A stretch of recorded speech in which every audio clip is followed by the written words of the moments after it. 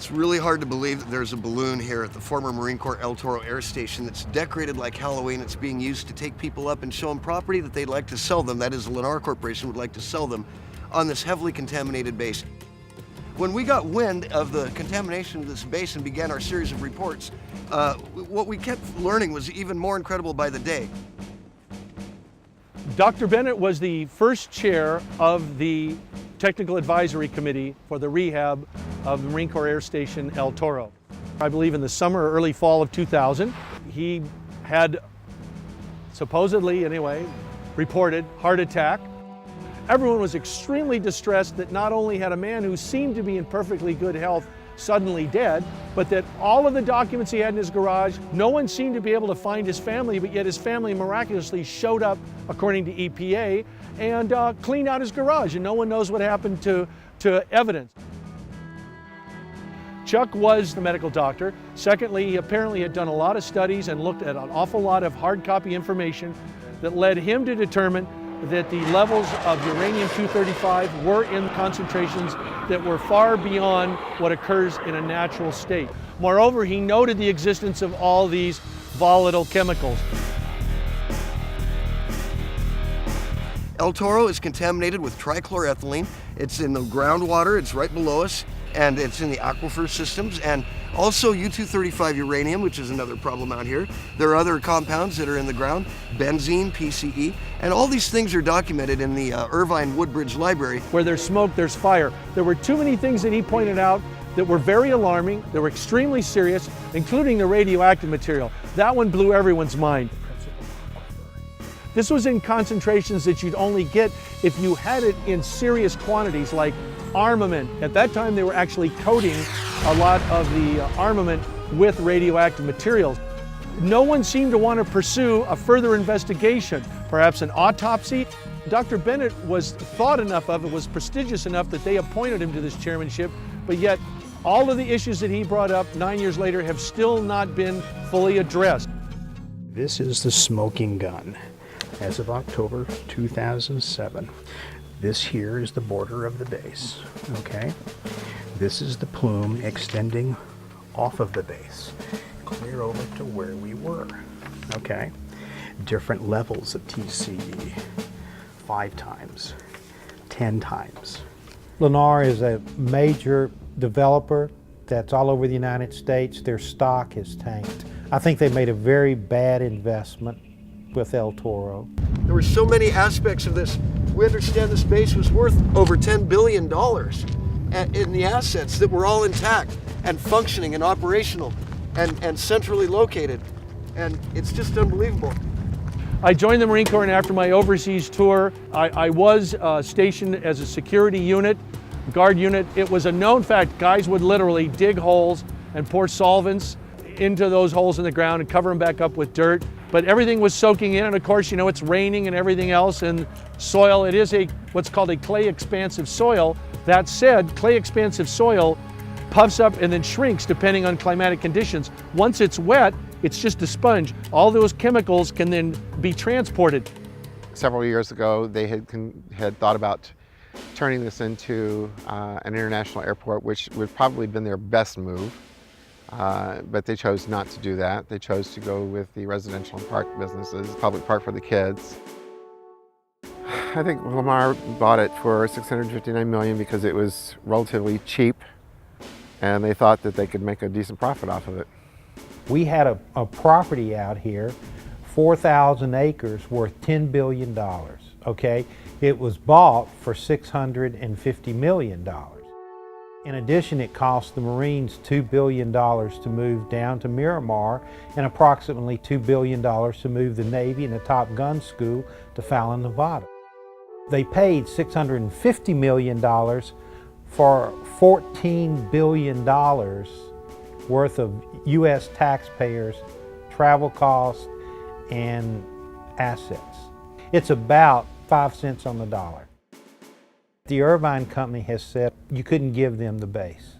And I believe that. The thing is, the Irvine Company owns multiple thousands of acres around the base. If there's an airport there or a Marine Air Base there, they have to develop that land under a commercial zone. They can make twice as much money to developing it in residential. And while this is taking place, thousands of Marines are sick, they're dying, their children are sick, and they're trying to find their answers. And rather than having a level of responsibility out here, it seems like Lennar and the city of Irvine just simply want to make money, and that there's nothing else to it, and no red flags seem to be flying in their world. They're just moving forward as fast as they can.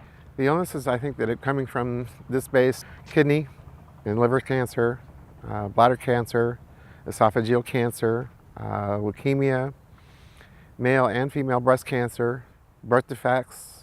The list is at this point is endless. It's up to the plaintiffs to band together to sue the developer of the land, the person who bought the land knowing that it's unsafe and who sells it to people without informing that it's unsafe. And that person who sold the land is liable for having created a hazard.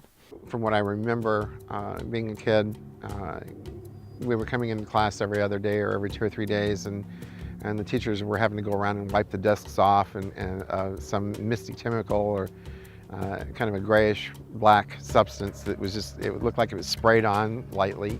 They were having to wipe down the walls and the doors, sinks, everything to get this stuff off of it. Every morning we'd come out at 8 o'clock for our lineup for the whole school, and the principal would be talking, and of course we had the noise pollution of the jets taking off right over there up over our heads, and at any given point he would stop in the middle of a sentence and we'd wait for the jets to go over, and then he'd continue. So we're getting the inundation of the noise pollution, but at the same time, every morning on cue, if you were standing out there, your eyes would just stream. They would just stream. You could not control it. So Luann, we're trying to maybe hope to make some access onto this base. I think that my interest mainly is getting into my old squadron area, which is the contaminated zone of the base. And you wanted to go to the school because, tell me real quickly, this is a place where you spent a lot of years. Right, taught there for 7 years, and I'm concerned now that perhaps they're going to level everything, and I'd like to get some stills maybe of the tree dedication for the child who died of leukemia while it still exists. So I'm really eager to get in before it's too late.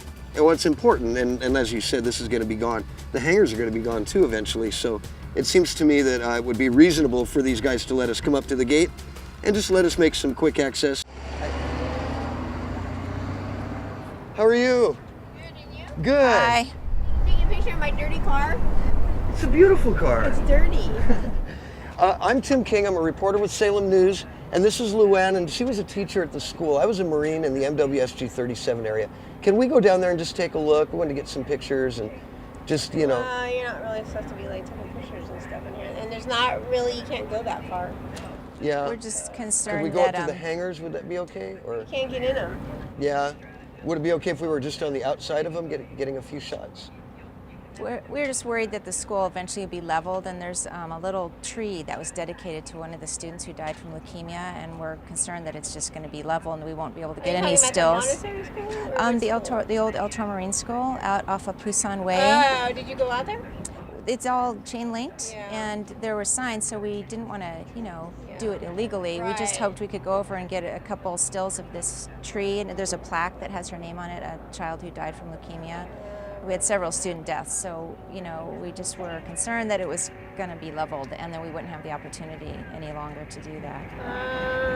I would say maybe go over to the headquarters on Tribuco if you want to get in there. Tribuco? Do you know where that is, Tim? Now we're entering the MWSG 37 area. This is Marine Wing Support Group. This is a support site of El Toro where we perform various operations to keep the jets flying. And this is the area that we refer to in our reports as Ground Zero because it's the most contaminated part of the base.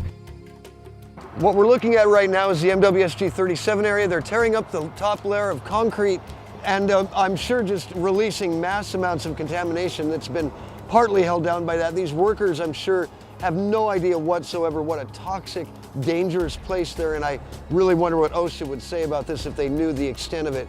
So I feel sorry for these workers tearing up the ground here at El Toro. This is Hangar 296. This was Headquarters Squadron 37 of Marine Wing Support Group 37. This was where I was located. We'd come in here every day for work at 7:30 and I worked for a period of time in embarkation. That was preparing all of our stuff to go overseas to fight a war. I see that the hangar is still intact. My understanding is that this is a hangar, as well as the one next to it on the right, that they do not have permission to take these down right now because of the massive contamination of the ground. They're obviously trying to do things with it. It's never clear to stand here and look at it to know what they're doing, except literally moving things around, moving piles of dirt, moving pieces of concrete, just all the massive pieces of this base that are now lying in pure rubble. And look at the dirt and the dust coming off of that. And that poor driver is breathing that stuff. All the people that are with us right now are complaining about their eyes stinging, and it's very consistent with what we used to experience as Marines here. There should be an FA-18 right there, getting ready to take off. There should be C-130s. There should be... I've talked with several Marine generals that they needed the base. There was no reduction in the Marine air wings. There were no reduction in personnel. They needed the base. This is the old taxiway for the jets. It still has the markings painted on the ground. And this is where the action took place. This is where the jets were rumbling before takeoff. This base was so active. It was such a central, integral part of the Marine Corps' West Coast operation. In 1985, General Art Bloomer and Colonel John Robeson had a meeting with Donald Brin of the Irvine Company and a guy named Gary Hunt from the Irvine Company. And in that meeting, Gary Hunt told General Bloomer and Colonel Robeson in front of Donald Brin that they would have the Marines out of El Toro by the year 2000. That was 15 years later. General Bloomer later told me that they didn't think that was possible. They kind of laughed it off. Well, sure enough, July 1st, 1999, the Marines moved out of the base.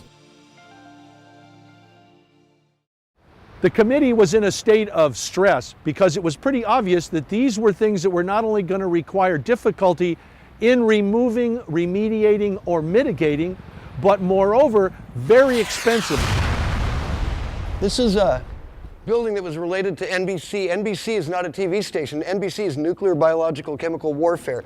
We used to, at El Toro, have to wear these white suits with these full hoods and masks, and they'd make us wear them for hours. It made us believe that there was a nuclear or some kind of a contamination issue with this base. Yeah, it doesn't matter if it's the military talking or Lennar, home builders. If they say that they've addressed an issue and they have a piece of paper to prove it, they can tell the community we're good to go. We can build homes here. It's perfectly fine and clean and healthy, and your family's going to love it here. Are they not caring what they're going to be doing to the potential families who are going to be living here, or the children who are going to be playing in the parks, and risking their exposure to these chemicals? As far as I know, there was at least 3 students who died here, either leukemia or brain cancer. There is a tree dedicated out and back to, if I have it correct, Stephanie Castaneda, and she died of a brain tumor, and we had a tree dedicating ceremony. We planted a tree, and there's a little plaque down at the base of the tree out in the backyard where the kids used to play. Then we read about Lennar worried that the government would not properly remediate, and they went to AIG. They pulled a $100 million oversight insurance policy on the Marine Corps Air Station out here at El Toro. To me, that says even Lennar knows that they are in fact receiving damaged goods and are going to pass it along to the public. If I had a house that was over a major plume of trichloroethylene, 150 feet down, I would want to know if those vapors were permeating up through the soil and up through my foundation, and I would like a few houses tested just to make sure that there was no TCE vapor intrusion in those houses. I don't trust a word Lennar says at all. It's not about people, it's about money. You're going to cover things up, and you're going to expose them to poison, and you're going to kill them and pretend that it's not your fault. It's not okay. It's not okay on any level. The Marine I was talking about earlier, he was from Camp Lejeune, formerly an El Toro Marine. Both he and his wife had suffered breast cancer. He had suffered kidney and bladder cancer. Both his children had another form of cancer called leukemia.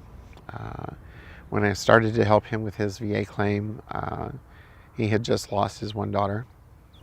The guy that you referenced with 2 kids, that's not is it? Yeah. Dude, he was my sergeant here at El Toro, so let's go over that. I know he was at Lejeune. I can't mention his name. Don't mention his name. I can't do that. No. But I mean, can you just say that again? And because you just said Lejeune, he was an El Toro Marine also. Yeah. So can you just repeat that again about? He's had breast cancer too. It's freaking epic. I just can't believe that we're even talking about this. I can't even believe that this individual who we're not using a name of. I can't talk about him. When I called to follow up on him after his surgery, he asked me very politely, please don't call him again. He had just lost his second daughter.